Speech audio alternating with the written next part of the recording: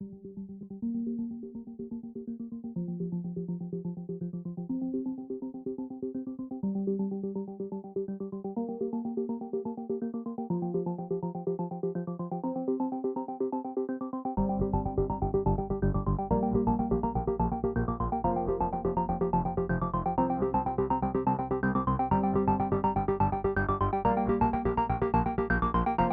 everybody, it's Jeff, your GM and narrator.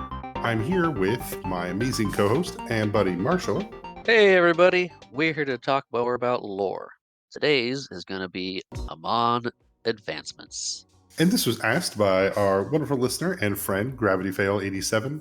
What's the deal with Ammon advancements? Well shit, Marshall. What is the deal? Ammon advancements is probably one of the biggest through lines in Big Campaign, really starting back in Big Campaign 3. Yeah, to be fair, Ammon advancements has really only been here for maybe Big Campaigns, I want to say 6 and 7. So we're going to have to go a little bit further back. I think we're going to have to go, I guess, back to Big Campaign 3 at the end of it, as the robotic lich demigods that had currently conquered the Empire of Zerain had finally fallen. A large group of fundamentalists and people left for another continent to create their own world where they still worship the old gods. And that became Novasol. So Novasol, with its dedication to the Church of the Nine Gods, this became a place for our thread to begin. And that thread starts with Typh Raven. Now there's a bunch of backstory there about Typh that nobody wants to hear about, so we'll skip to the good parts. Eventually, Typh did take over the Church of the Nine Gods, and while that was overthrown due to its lack of successful leadership, He did his best. we ended up going into the fourth campaign with the players now kind of working in-world, trying to get corporate sponsorships to become adventurers and go out there and explore and find things and bring it back if it had numerical value. This is where we see the start of our first company, Ammon Investments, a banking and real estate company that would purchase all this new property that was being found by players as they explored the world. So as Ammon Investments grew, as they bought more property and then leased that back out to other companies, this is what started kind of the global empire of Ammon. And I guess it's probably a fair thing to say that Ammon is the name of one of the nine gods originally worshipped in Novasol, that was the chaotic evil god. Following dark blue and dark red color schemes, Ammon was known as the consumer, that which would devour all at the end of time, and so seemed a fitting name for a giant corporation that slowly was purchasing and buying up everything. And really, it was one of the first banks and companies that took care of people's money as well as brokered properties. Eventually, as power struggles went back and forth, Ammon Investments had found a niche to exist between houses, warring countries, and these upcoming corporations. In fact, Ammon Investments was critical in creating the peace accord with the World Dragons and creating the stadium that, to this day, they still follow the yearly Chaos Dragon Festival.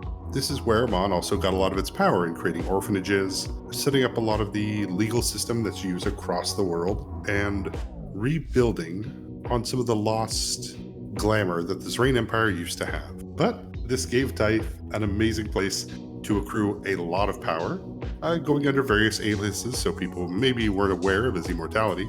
He continues to rule this world until we get to Big Campaign 5. Big Campaign 5 was a boon for Typh. It was where he was able to acquire a lot of magic items and ancient artifacts with the uncovery of a bunch of ancient vaults throughout the world. It also let them fund other explorations, guilds, and help start up other businesses and corporations, which they had their hand in. We really saw in Big Campaign 5 Ammon Investments become less of a background player and more of a direct player. Through their taking of vaults, as Marshall said, and their acquiring of powerful magics, they were able to shape society to require their products, to need their ability to help move things, if you wanted to grow, you had to grow with Ammon. And so that is where we see in the 5th campaign with corporate espionage starting up, with different countries trying to create their own spheres of influence and power away from Ammon. This is where that global reach starts to begin and starts to really spread out. From the end of Big Campaign 5, we drifted to Big Campaign 6, which is where they officially became Ammon Advancements, the most powerful company in the world, but producing pretty much everything that people use, everything they need, the kind of ubiquitous megacorp. Banks, weapons, vehicles, they own land, they build cities, they control banks. It is impossible at this stage to create a character that has not somehow interacted with Ammon Advancements. They own orphanages, they raise kids. Yes, and so this ties in with our player, Oswald. Typh himself, having been an orphan, made a important contribution all around of owning and creating situations for the orphanages in the city to constantly be ready to assist and help bring people in and have them be members of society. Partially, this is also an honor to his lost friend, Axis Arcani, but this is where we see anyone who goes to a Darman orphanage gets the last name Rayland, guaranteeing them at any point in as they grow up, guaranteeing them employment at any Ammon advancement or Ammon-based company. And it's at this point, too, that they are now in basically full control of the Seekers. Mm-hmm. Correct. Yeah, at this point, at the middle of Big Campaign 6 is where effectively Ammon has purchased the law enforcement for the Empire as well. Continuing their reach. I mean, if there's something in the world going on, Ammon would have their hands in it. What with the voting systems, making sure people get into the right places, the world was Typh's for the taking. And we see part of that kind of continue on here into Big Campaign 7. At this point, yeah, they own. I mean, as before, they already owned the banks. They owned so much other stuff, but they now own airships, planar trade, pharmaceuticals. They do specially crafted weapons, magic item patents, technology. Mentioned in a couple of the episodes were the Leers of Building, which used to be a common magic item for helping everyone in the world create new buildings and move dirt and things like that. That eventually became an Ammon Advancements sole patent. So they're the only ones that can build at these incredible rates that magic allows them to do so at. They also own the Hedron fields at this time, so all Hedron is going through Ammon, where it's getting bought up by other companies.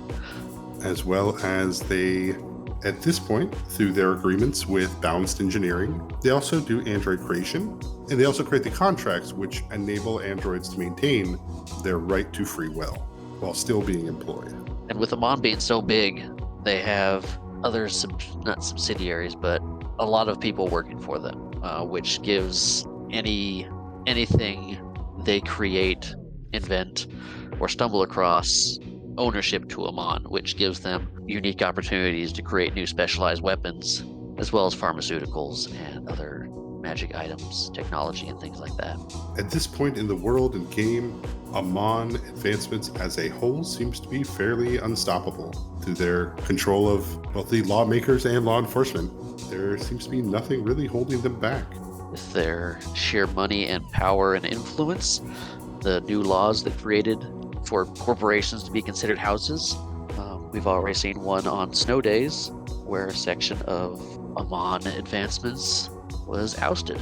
With companies being considered houses, it is a easy way without a lot of legal setback to wanting to acquire something. Oh, and we did forget about one of the most important modern products Ammon brings to all of us are the Ammonitos, the delicious corn spicy snack that everyone loves and craves. I believe that was the made-up Cheetos that from James's episode. Ha, yes. Ammon Advancements for all your needs. For all your needs. That completes our trek down Ammon Advancements and their wonderful road to world domination and control over most properties and products. Do you think of anything else, Marsh?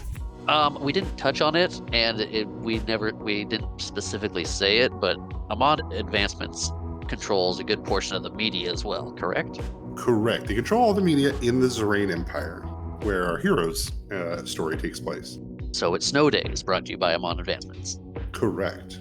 So when things that don't need to be, or that shouldn't be shown on the news, are shown on the news, things change really fast. Hmm.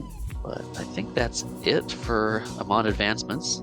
Cool. Then with that, thank you, Gravity Fail, for the question, and we will see you all in the future. Okay, bye.